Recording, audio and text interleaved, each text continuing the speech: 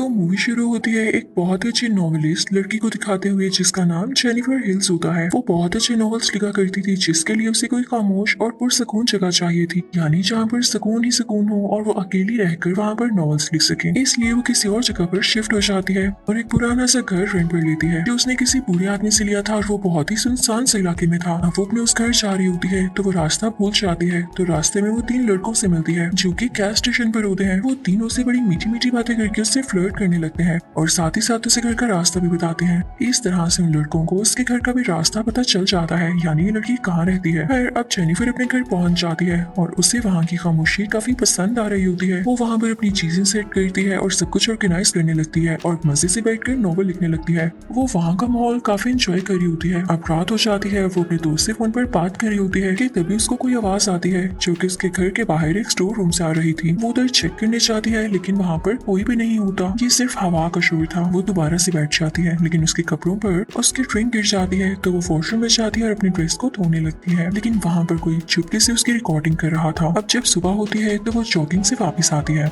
लेकिन रास्ते में उसे एक पुराना सा और टूटा फूटा घर दिखाई देता है। वो इसको देख के काफी हैरान होती है। यहाँ से बाहर आती है और वापस अपने घर की तरफ चल पड़ती है, लेकिन घर आकर जब वो सिंक की तरफ देखती है तो वो खराब हुआ होता है और उसमें से गंदा पानी आ रहा होता है। वो फौरन से प्लम्बर को कॉल करती है। प्लम्बर सिंक को ठीक कर देता है तो जेनिफर उसे थैंक यू कहती है। फिर हम उन्हीं 3 आदमियों को देखते हैं जिसमें से एक का नाम स्टैनली होता है और ये वही था जो उस दिन बाथरूम में जेनिफर की रिकॉर्डिंग कर रहा था। ये रिकॉर्डिंग वो अपने बाकी साथियों को भी दिखाता है। ये बहुत अजीब लड़का था। वहाँ पर प्लम्बर भी होता है जो जेनिफर के घर गया था और सिंक को ठीक किया था। वो इन सबको बताता है कि जेनिफर ने मेरे से काफी अच्छे से बात की। तीनों सोचते हैं कि वो अकेली रहती है तो हम भी उसके घर जाएंगे और चीज का फायदा उठाएंगे। अब वो सब इस चीज की प्लानिंग करने लगते हैं। उन सबका बहुत ही विल माइंड होता है। वो जाते ही उसके घर के दरवाजे के आगे एक मरी हुई बर्ड फेंकते हैं। जेनिफर बाहर आती है। वो नोटिस करती है कि स्टोर रूम में फिर से शोर आ रहा है। वो उस तरफ जाती है लेकिन तब तक चारों लड़कियां उसके घर के अंदर जा चुकी थी। जेनिफर अब घर के अंदर आती है लेकिन उसे ये नहीं पता था कि ये लड़की पहले से इसके घर है। वो जेनिफर से पूछने लगते हैं तुम यहाँ अकेले क्यों रहती हो और यहाँ किस लिए आई हो।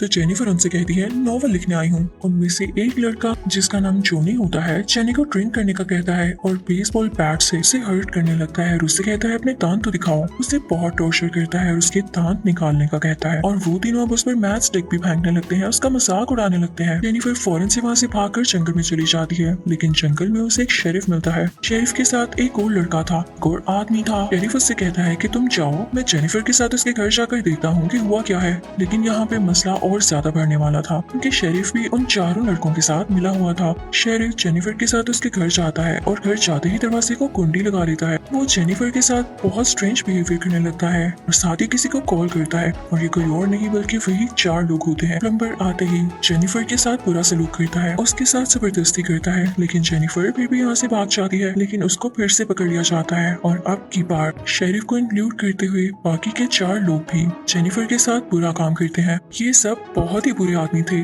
जेनी की तबीयत बहुत खराब हो जाती है और वो बाहर की तरफ भागती है। भागते भागते वो एक ब्रिज पर पहुंचती है और इन सब के सामने पानी में छलांग लगा देती है। ये सब समझते हैं कि शायद ये मर चुकी है तो वो हर एविडेंस रिमूव करने लगते हैं, हर उस प्रूफ को आग लगा देते हैं जिससे ये पकड़े जा सकते थे। ये लोग काफी देर वहाँ खड़े रहते हैं ये ढूंढने के लिए कि क्या वो मरी या कहीं वो भाग तो नहीं गई, लेकिन उनको कुछ नहीं दिखाई देता। तो इनको ये पक्का हो जाता है कि वो मर चुकी है तो हम यहाँ से जा सकते हैं।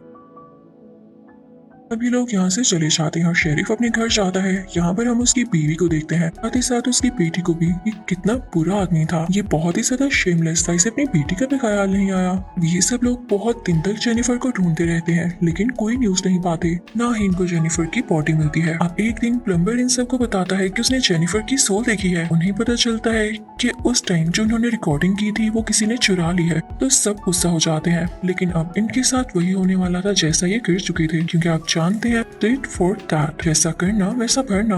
अब रात होते ही कोई इनके घर की तरफ उसी तरह डेड परिंदा फेंकता है जैसे इन लोगों ने जेनिफर के घर की तरफ फेंका और साथ ही साथ जेनिफर का स्लीपर भी। अब दूसरी तरफ शेरिफ को एक टेप मिलती है जिसके ऊपर स्टैनली का नाम लिखा होता है। शेरिफ को बहुत गुस्सा आता है और उसे लगता है कि स्टैनली ने ही अपने पास रखी हुई थी, तो वो चाहता है और इस टेप को स्टैनली के मुंह में घुसा देता है। तो स्टैनली कहता है ये सब मैंने नहीं किया, तुम लोग प्लम्बर की फिक्र करो, वो इतने दिन से गायब है, कहीं उसने तो नहीं ऐसा कर दिया। उसे गिल्ट हो रहा होगा कि उसने हमें बताया था कि जेनिफर ने उससे अच्छे से बात की। तभी हमारे दिल में ये बात आई कि हम जेनिफर के घर जाएं, तो हमें प्लम्बर को ढूंढना चाहिए और उसे मार देना चाहिए। तो शेरिफ कहता है ठीक है, उसे ढूंढो। लेकिन इससे पहले शेरिफ उस बेचारे बूढ़े आदमी को भी मार देता है जिसके घर में जेनिफर किराए पर रह रही थी। उस बेचारे को क्या पता था कि जेनिफर कहाँ है। लोगों ने ऐसा इसलिए किया था कि बूढ़ा आदमी बता न सके कि जेनी मिसिंग है। अब सवाल उठता है कि वो प्लम्बर इनको मिल नहीं रहा था, तो वो था कहाँ? तो वो जेनिफर के घर ही था। जेनिफर प्लम्बर के गले में रस्सी डालकर उसे बेहोश कर देती है। अब दूसरी तरफ स्टैनले के दूसरे साथी को कोई म्यूजिक की आवाज आती है। अब स्टैनले और वो उसका साथी उस जगह की तलाश में जाते हैं और वही स्ट्रेंज और ब्रोकन घर में पहुंच जाते हैं जो कि जेनिफर ने देखा था। स्टैनले और उसका दूसरा साथी अंदर जाते हैं। स्टैनले का दोस्त घर के अंदर जाता है उसके दरवाजे से, जबकि स्टैनले पीछे यानी बैकयार्ड से घर के अंदर जाने की कोशिश करता है जो कि जंगल में से गुजर के था। अब जंगल में जेनिफर सबसे बदला लेने के लिए तैयार थी।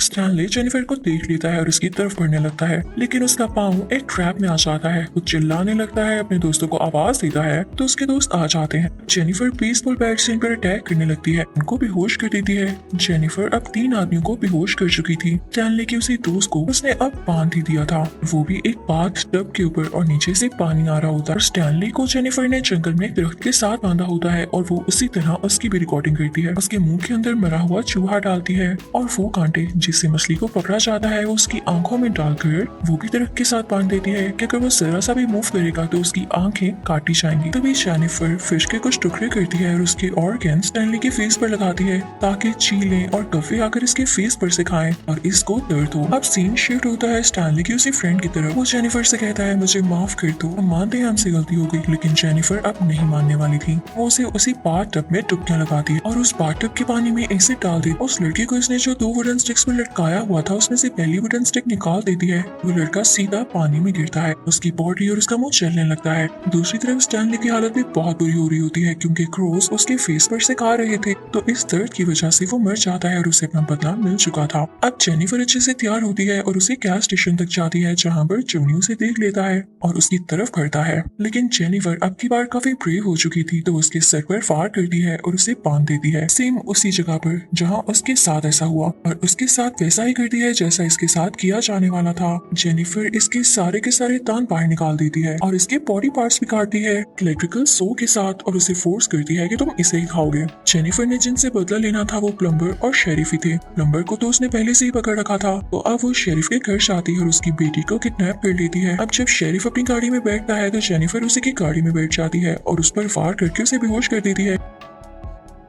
जब शेरिफ को होश आता है तो देखता है कि वो एक वुडन प्लैंक के ऊपर बंधा हुआ है और प्लम्बर भी उसी रूम में है और वो भी बेहोश था। जेनिफर प्लम्बर के हाथ के साथ एक गन इस तरह से बांधती है तो अपने आप उस गन से बुलेट फायर हो जाए, इस तरह से एक शॉट से 2 लोग मर जाए। अब जेनिफर बाहर बैठ के इस चीज का इंतजार करने लगती है कि कब प्लम्बर को होश आए और ऐसा हो। प्लम्बर को जैसे ही होश आती है तो उसका हाथ हिलता है, गन में से गोली चल जाती है जो कि सीधा शेरिफ की बैक पर लगती है और वही गोली प्लम्बर को भी आगे लगती है और उसकी मौत हो जाती है। जेनिफर बाहर बैठे बैठे दिल ही दिल में बहुत खुश हो रही होती है कि उसने अपना बदला ले लिया। इसी के साथ इस मूवी का पार्ट 1 यही एंड होता है।